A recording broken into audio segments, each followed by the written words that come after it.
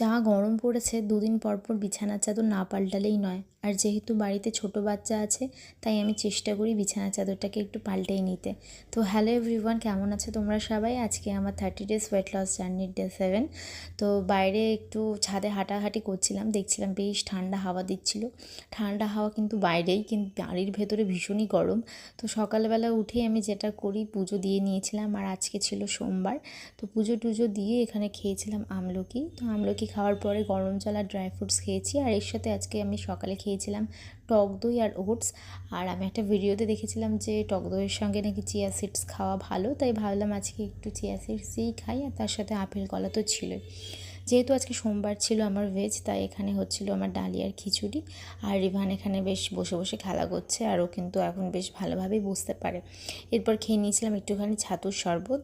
আর আজকে আমার দুপুরে মেনু ছিল খিচুড়ি, পনির আর তার সঙ্গে পাঁপড় ভাজা।